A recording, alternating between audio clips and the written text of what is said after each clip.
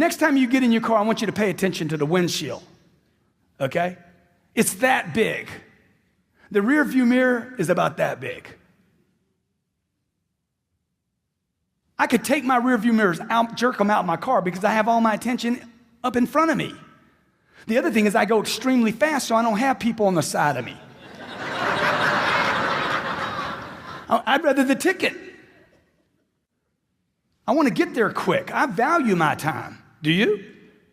Right? So this Charles Sakar guy's like, oh my God, you're going to come out here. You really a buyer. Have you looked over stuff? Dude, I'll pay the full price. I'll do the deal. And what I realized was Charles Sakar was the wrong broker to list this property. He was doing this to everybody. He wasn't doing it just to me. Okay? I bought the property, paid full price, closed on a Thursday, put it back on the market the following Thursday for $18.6 million, closed in 3 months for 18.3, and I paid 16. This happened 6 months ago. In Austin, Texas, tough market to buy a product in. Would you agree? Multifamily product, B quality. A lot of institutions could look at that kind of product. It's big enough, okay? Look, you got to get in the game to dominate the game. You got to look for every opportunity. How many believe you're missing opportunities right now? They're coming past you. They're there. You got to get in the game. You can't be in a newspaper. You can't be on TV. You can't be watching Anderson Cooper in his little tight T-shirt and he comes out and thinks it's big news. I'm like, dude, everybody knew. Come on, bro. Okay? Biggest problems, okay? Number one, biggest problem is uncertainty. It's not competition. It's not the banks. It's not leverage. It's not competition. It is uncertainty. You're uncertain. If you're uncertain, I'm uncertain. Would you agree? You get uncertain, I don't know if I should do it or not. Number two, obscurity. I don't know who you are. If you don't know who I am, and that's why I told Alex, I said, let's do the video. I don't even think we did the video, did we? Yeah, we did the video, okay? People have to know who they're doing business with. If I'm obscure and you don't know me, okay, here, Lehman's collapsed, nobody knows me. So I write a book.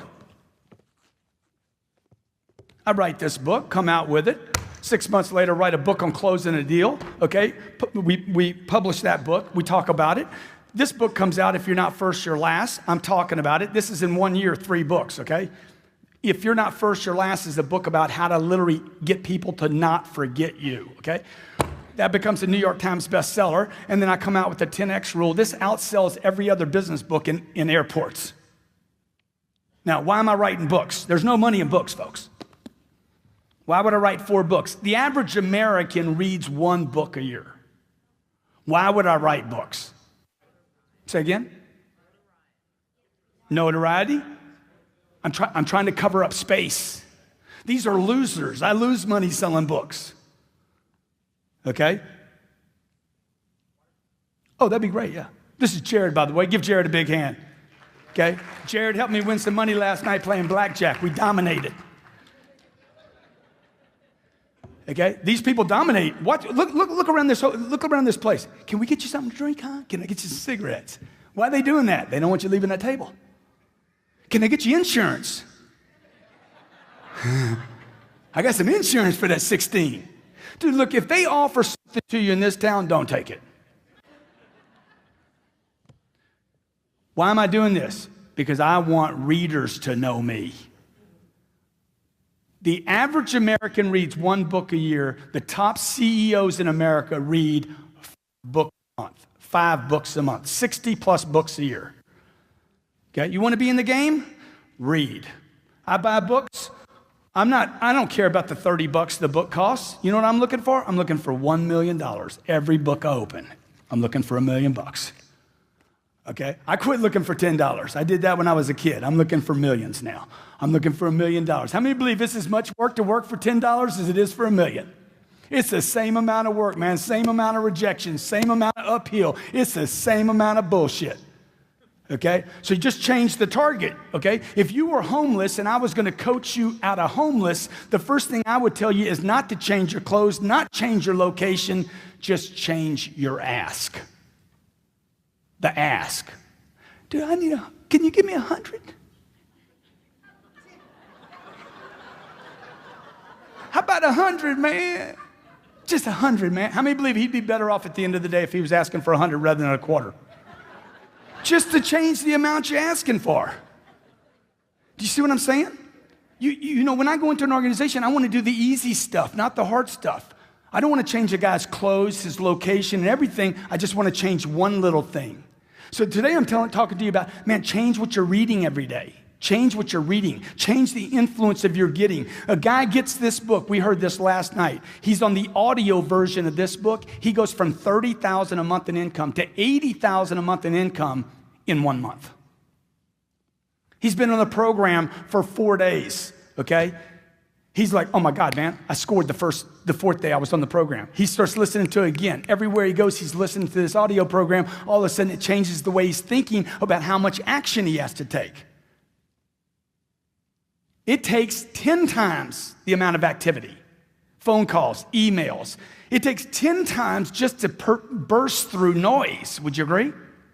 You're trying to get people's attention because you're in obscurity with them. Hey, can you meet me tonight? He's thinking about picking up his daughter tonight. You're in obscurity. He doesn't know who you are yet. So if you want to get successful, a couple things you got to do. You got to get certain. How many of you agree with that?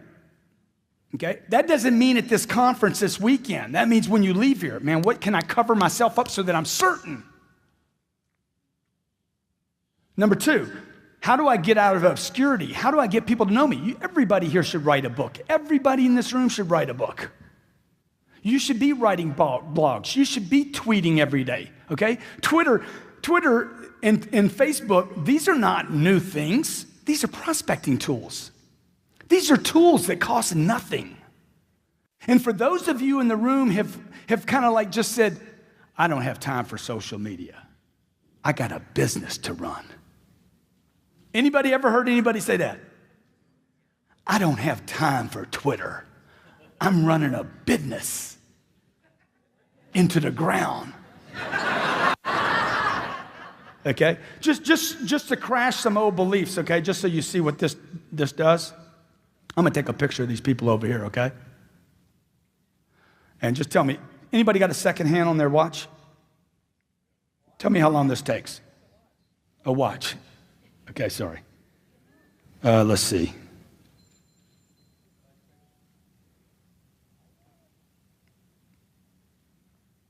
How long did that take? 10 seconds. 223,000 people will see that tweet. I don't have time for Twitter. No, you're competing and not dominating. You're not using the tools available to you. They're free. Facebook and Twitter are your friends. LinkedIn is your friend. You need to understand them. You can't delegate this, okay? You don't turn this over to one of your people in your office. There's not a person in my office that can come to me and knows more about Facebook, Twitter, LinkedIn, communicating, because I could have a social media person that doesn't know how to communicate. Would you agree? He knows all this fancy stuff about Twitter, but he doesn't know how to market on it. He doesn't know how to get attention on it. You want to get attention, you got to get out of obscurity with people. The third problem you have is they're not thinking about you when they go to pull the trigger. Yeah, I knew you were in real estate. How many had this situation?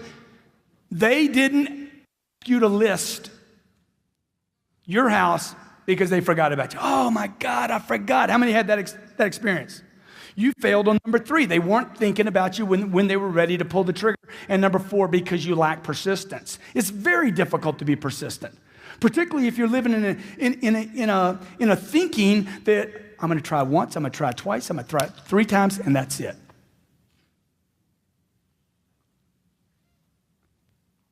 It's going to take way more than 3 times. Would you agree? My wife watched me call one man 15 times in 3 days without a return phone call. She's like, how many times are you going to call him? Oh, I'm going to call him until we talk. My God. I'm like, it worked on you. Shit. It worked on you. I meet this. You ever seen an ugly guy with a beautiful woman? You ever seen that? You're like, how did he do that? That is impossible. How many seen that before? Okay. I met my wife the first night I moved to Los Angeles. I met her. I knew immediately. I'm like, that's my wife right there. I'm going to marry her. She's going to have my children. Guarantee you, I know for sure. I called my mom. Hey, I met my wife tonight. You been out with her? Nah, she doesn't want to have anything to do with me. Okay, what's my job now? I got to sell her. I don't need to date her. I got to sell her. I called her twice a month for 13 months without a return phone call. If you ask my wife, ask her the story. If you ever meet her, great chick, 13 months, man, twice a month. Not one return phone call. Okay? Her friends are like, Grant, you got to quit calling her, man. This is like bordering on stalking. I'm like, it's not stalking if it works. If it works, is it stalking? No, it's marriage. Okay? I need to stay interested. See, this is what people do. They set a target. You remember when you were a kid and you set targets that were big, giant, had nothing to do with reason? They were giant, right? And then you had some difficulty getting to it, and somebody said, what? Dude, your goals are unrealistic. You need to drop your goals down and add 40 years and end up with nothing. Certainly not congruent with your potential. How many believe you have more potential than you're going for right now? Dude, it's way up here. It's beyond what you're going for. So you want to set it here. I want to set my targets up here. I never lower a target. Never, ever. That's my target. I'll fail on my target. My whole lifetime I might fail on that target, but I won't let it go. So when I first started buying real estate, I used to write this down. I own 10 apartments. I own 10 plus apartments. That's all I buy is apartment buildings. I own 10 plus apartments. I own 10 plus apartments. I own 10 plus apartments. First deal I ever bought was 38 units. Okay, bought 38. I own 100 apartments. I just changed my number. I own 100 apartments. Next deal I bought was 40. Next deal I bought was 70. Next deal I bought was 250. Let's go. I got to stay interested. I got to keep my targets up here. I got to keep changing that target so I'm interested. I'm not talking about success, money, accumulation. I'm talking about keeping me interested in my potential. It is my duty. It's my obligation. It's my responsibility. And I would say to you, I guess you can hear the problem.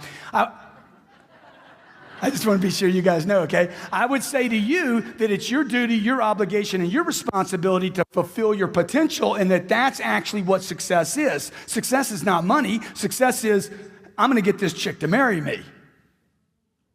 Right? I'm going to get her attention. What was my problem? Uncertainty. Okay, let me X that off, dude. I'm certain she's the right one, okay? She is the one. Okay, good. Now, how do I get over to security with her? Thank you. How do I get Elena, okay? How do I get Elena to know me? Excellent job. Give this man a big hand, okay? A big hand. Come on, man. Let's go. Dude, you got to practice enthusiasm, okay? That was good. That was good. That was good. If you're going to do that with him, what do you think you do with the customer when a customer calls? Guy calls me on the phone. Hey, man, do you have any short sales? Sir, did somebody tell you to ask for me? Do you know how powerful that line is? Do you know how powerful that opening line is? You have no short sale inventory, nothing, zero. It's been going for 90 days. You got anything that's being short sold, anything up at the bank? Did somebody tell you to ask for me? What did you just say to him? Guy. Your guy, right? You didn't say you had any product. You said, I'm your guy. I can help you. You think we had a bankruptcy 2 years ago. Did somebody tell you to ask for me? Enthusiasm. Where's your enthusiasm at?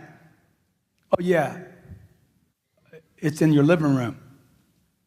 You're watching Jennifer Lopez on American Idol. That's where you left it right there. Oh, she was so good. Dude, what are you doing, man? What are you doing? You know what? Most people are going to spend more time in their life working than any other single thing and not being successful.